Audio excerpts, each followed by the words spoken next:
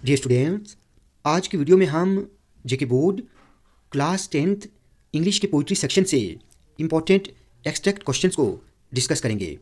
Students आप रहिए, आज की वीडियो बहुत इंपॉर्टेंट है। आप प्लीज़ इस वीडियो को अच्छे से और आखिर तक ज़रूर देखें। तो चलिए स्टार्ट करते हैं। फर्स्ट क्वेश्चन क्या है? Identify the similes and metaphors used in the poem prayer. इससे पहले जो मैंने पोएटिक डिवाइसेस की वीडियो अपलोड की है उसमें मैंने अच्छे से सब कुछ समझाया है। यहाँ पर इस क्वेश्चन का डायरेक्ट मैं आपको आंसर दिखाऊंगा, आप इनको अच्छे से याद करें। ठीक है, सिमिलीज जो यहाँ पर यूज़ हुई है मैंने यहाँ पर लिख दी है, और साथ ही जो मेटाफर्स हैं वो भी मैंने यहाँ पर लिखी हैं, आप इनको अच्छे से याद रखें। सेकंड क्वेश्चन है, people may desert me but you don't abandon me lord. अब यहाँ पर डोंट अबेंडन मी लॉर्ड ये एक फ्रेज़ है, इसको आपने एक्सप्लेन करना है। आप इस क्वेश्चन को अच्छे से याद करें, आप अपने हिसाब से भी आंसर लिख सकते हैं। यहाँ पर मैंने ये आंसर लिखा है, अगर आपको अच्छा लगे तो आप याद करें, वरना आप अपने तरीके से याद कर लेना। ठीक है। थर्ड क्वेश्चन क्या है? How many loved your moments of glad grace and loved your beauty with love false or true. ये एक स्टेंजा है, पोइटिक स्टेंजा है, आप इसको अच्छे से रीड करें। अब यहाँ पर क्या बताया है? What images does the poet use in the above lines of the poem when you are old. अब मैंने यहाँ पर इसका आंसर लिख दिया है। The poet uses the images of gracefulness and beauty during youth and the sorrows of her changing face with age. ठीक है, ये एक इंपॉर्टेंट क्वेश्चन है, आप इसको अच्छे से याद कर लेना। नेक्स्ट फोर्थ क्वेश्चन में यहाँ पर ये एक स्टेंजा है, और इस स्टेंजा में एक फ्रेज आई है, her pale head is heavy as metal. आपने इसको एक्सप्लेन करना है। ठीक है, आप इसको अच्छे से याद रखें। अब यहाँ पर इस फ्रेज़ को मैंने एक्सप्लेन किया है, आप इसको अच्छे से याद करें। The phrase her pale head heavy as metal is a metaphorical comparison that describes the weight and burden of the person's thoughts और इमोशंस। आप इसको अच्छे से याद करें। फिफ्थ क्या है? Pick out similes used in the poem my mother at 66। जो मैंने पोइटिक डिवाइसेस की वीडियो अपलोड की है उसमें मैंने अच्छे से समझाया है, लेकिन यहाँ पर भी मैं आपको बता दूँ कि जो सिमिलीज माई मदर एट 66 में यूज़ हुई है वो कौन कौन सी हैं? Her face ashen like that of a corpse, और सेकंड है wan pale as a late winter's moon. ठीक है, आप इन दोनों को अच्छे से याद करें। सिक्स क्वेश्चन क्या है? What image does the poet use to describe death in the poem my mother at 66। तो यहाँ पर ये जो इमेजेस हैं ये यूज़ हुई हैं, आप इनको अच्छे से याद कर लें, इनको अच्छे से याद रखें। ये एक इंपॉर्टेंट क्वेश्चन है, आपको एग्जाम में पूछा जा सकता है।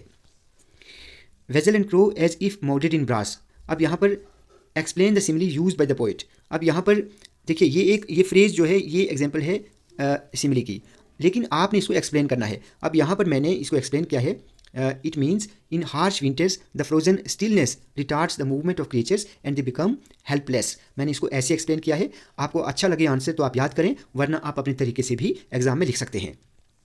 एट्थ क्वेश्चन, यहाँ पर एक ये स्टेंजा है, आप इसको अच्छे से रीड करें। अब यहाँ पर आपने इस स्टेंजा से सिमिलीज को पिक करना है। ठीक है, कौन कौन सी हैं? Mouth like a fire place, as brave as barrel full of fears, as brave as tiger. ये क्या है? ये सिमिलीज हैं।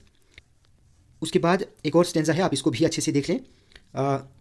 ये एक इंपॉर्टेंट स्टेंजा है। What do you think take the toll of their insult in punishment means.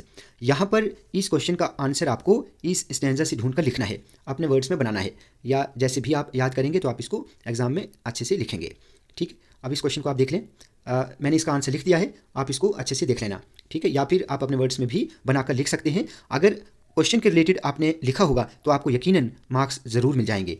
ठीक है, अब इस क्वेश्चन का आंसर क्या है? The teacher is getting old and टाइड, he does not want to waste his energy on students who don't care about learning. ठीक है, तो ये इसका एक आंसर है, आप इसको अच्छे से तैयार करें। टेंथ क्वेश्चन क्या है? What poetic devices is used as a late winter's moon, what does Kamala Das use it to express. ये एक इंपॉर्टेंट क्वेश्चन है।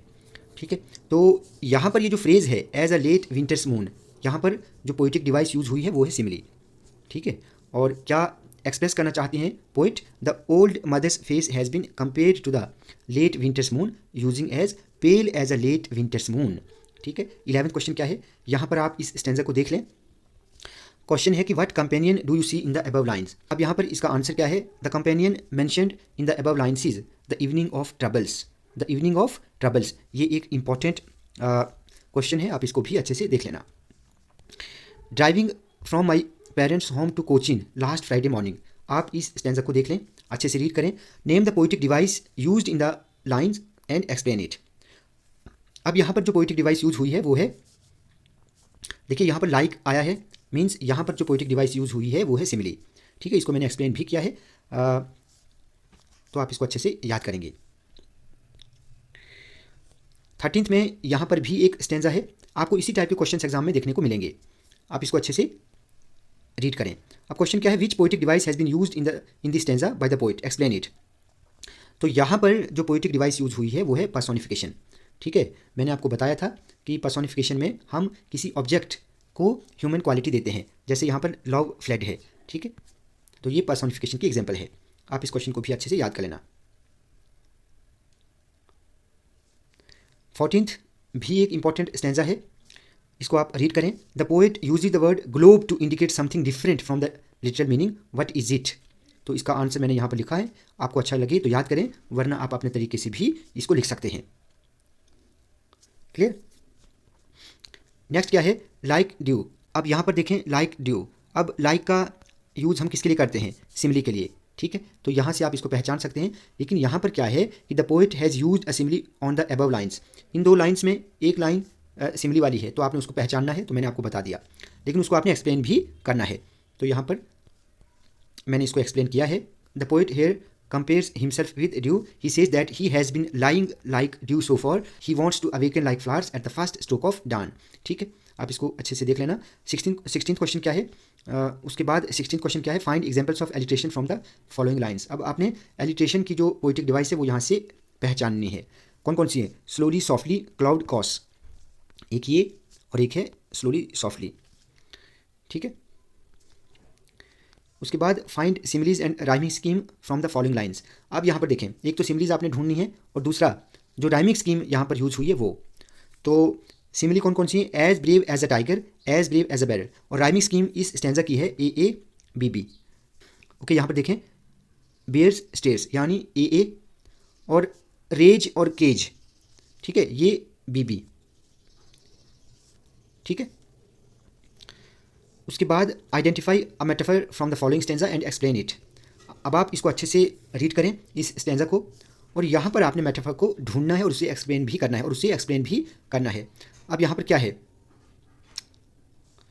मेटाफर क्या है, my last fuel of life and my will to a flame that shall consume, और यहाँ पर मैंने इसको एक्सप्लेन भी किया है, आप इसको अच्छे से याद कर लेना। Look there in that smithy its red oven. अब इसको भी आप अच्छे से देख लें, which poetic device has been used in this stanza by the poet. तो यहाँ पर the poet has used the smithy, the oven, the flames, the padlocks and the fetter as metaphors. ठीक है, how many loved your moments of glad grace and loved your beauty with love false or true, but one man loved the pilgrim soul in you and loved the sorrows of your changing face.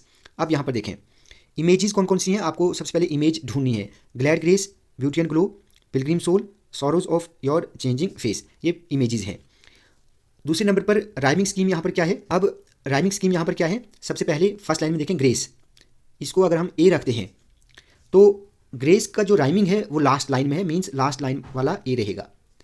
True ये B है, और true का जो rhyming है वो you है, तो ये बन जाएगा बी, तो इसकी राइमिंग स्कीम बनेगी ए बी बी ए। ठीक है, 21 को आप अच्छे से देख लें, यहाँ पर क्या है, Belinda was as brave as a barrel full of bears. आप इसको अच्छे से देख लें, ये एक स्टेंजा है। क्वेश्चन क्या है, why did Custard cry for a safe cage.